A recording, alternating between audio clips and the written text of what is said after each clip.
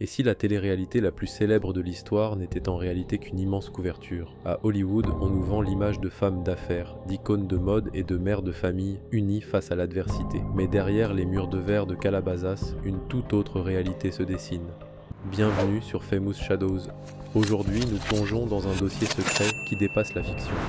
Nous allons analyser comment Khloé Kardashian, brisée par les trahisons publiques et les humiliations à répétition, a transformé son quotidien en une véritable opération d'espionnage. Piratage informatique, écoute clandestine, traceurs GPS placés sous des véhicules de luxe, ce ne sont pas les éléments d'un film d'action, mais les véritables méthodes avouées par le clan Kardashian-Jenner pour surveiller leurs partenaires. Comment une icône de la pop culture en arrive-t-elle à infiltrer un motel malfamé de Los Angeles au milieu de la nuit pour y découvrir l'impensable? Et surtout, qui au sein de cette famille a fourni les outils et les techniques pour contourner les lois sur la vie privée? Installez-vous, l'enquête commence. Pour comprendre l'extrême radicalité des actes de Khloé Kardashian, il faut d'abord analyser le traumatisme public qu'elle a subi pendant près de 2 décennies. Lamar Odom, Tristan Thompson, des noms qui, pour Khloé, résonnent comme des synonymes d'humiliation planétaire. À chaque fois qu'elle pensait avoir trouvé la stabilité, l'industrie et les tabloïds lui renvoyaient la preuve de sa propre trahison.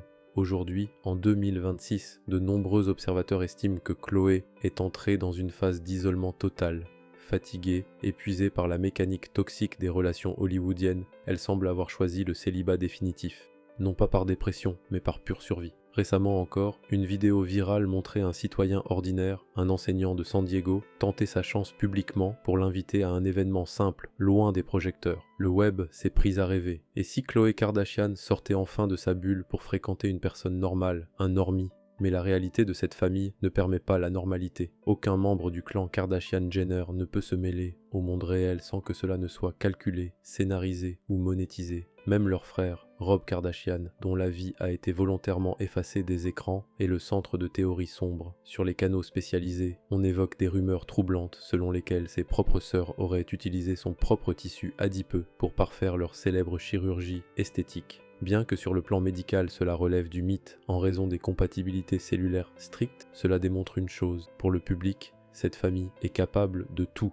pour maintenir son image, y compris d'exploiter ses propres membres. Mais revenons au cœur de notre dossier, l'art de la traque selon Khloé. Tout a commencé par des murmures sur les réseaux sociaux, des rumeurs en ligne, des messages cryptiques d'internautes affirmant avoir aperçu son mari de l'époque, Lamar Odom, dans des endroits peu fréquentables du centre-ville de Los Angeles. Là où n'importe qui aurait engagé un détective privé, Khloé Kardashian a activé son propre instinct de détective. Suivant une piste numérique floue, elle traverse la ville au milieu de la nuit et se présente seule devant le comptoir d'un motel borgne de downtown LA. Jouant de son statut et de son alliance, elle convainc le réceptionniste de lui révéler le numéro de chambre de son époux. Ce qui s'est passé ensuite semble tout droit sorti d'un cauchemar scénarisé. En s'approchant de la fenêtre de la chambre, Khloé regarde à l'intérieur. Sous la lumière crue de la pièce, elle découvre l'impensable, son mari en compagnie de plusieurs femmes.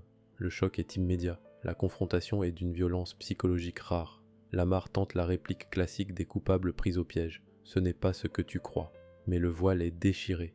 Cette nuit-là marque la fin définitive de leur union, une union qui, selon les aveux ultérieurs de Lamar lui-même dans un documentaire Confession, n'avait pas été bâtie sur l'amour, mais sur l'accès à la machine médiatique des Kardashian. Une réalisation d'une tristesse absolue pour Khloé, qui comprend qu'elle n'était qu'un passeport vers la célébrité. C'est ici que l'enquête de Famous Shadows devient plus profonde. Comment Khloé a-t-elle pu développer de telles compétences? Elle l'a avoué elle-même récemment. Pour elle, la traque numérique est devenue une véritable addiction, une obsession maladive. Elle a reconnu avoir piraté des messageries vocales privées et installé des balises de suivi GPS sur les voitures des hommes de sa vie. Mais d'où vient ce savoir-faire? La réponse se trouve dans l'ADN même du clan. Dans une séquence d'archives capturées par les caméras de leur propre show, on découvre une scène surréaliste qui prend aujourd'hui tout son sens. On y voit Kim Kardashian expliquer calmement à sa sœur comment s'introduire dans la boîte vocale d'un suspect. Avec un sang-froid digne des services secrets, Kim déclare « Donne-moi son numéro. Je vais utiliser une technique pour appeler son propre téléphone depuis son propre numéro de maison, ce qui va tromper le serveur et m'ouvrir l'accès direct à ses messages privés. » Quelques secondes plus tard, Le système cède, la messagerie s'ouvre, révélant un message vocal d'une autre femme confirmant un rendez-vous secret. Le visage de Chloé se décompose, il devient blanc, figé par la réalité technologique de la trahison. Ce n'était pas un jeu pour les caméras, c'était la démonstration publique d'un protocole familial bien rodé. Sous la direction de la matriarche Kris Jenner, le clan a appris à utiliser l'information comme une arme de destruction massive. Rien ne doit échapper à leur contrôle. Si l'industrie tente de les doubler, elle double l'industrie. L'histoire de Khloé Kardashian est la preuve tragique que dans l'univers d'Hollywood, la richesse et le pouvoir ne protègent pas de la paranoïa. En se transformant en espionne pour anticiper sa propre souffrance, elle s'est enfermée dans une prison dorée où la confiance n'existe plus. Aujourd'hui libérée de cette addiction au contrôle, elle contemple les ruines de sa vie sentimentale avec une certitude, celle que l'image de perfection qu'elles ont créée exige un prix bien trop lourd à payer. Pensez-vous que Khloé Kardashian a eu raison d'utiliser de telles méthodes pour découvrir la vérité, ou estimez-vous que le clan Kardashian va beaucoup trop loin dans la manipulation et l'invasion de la vie privée?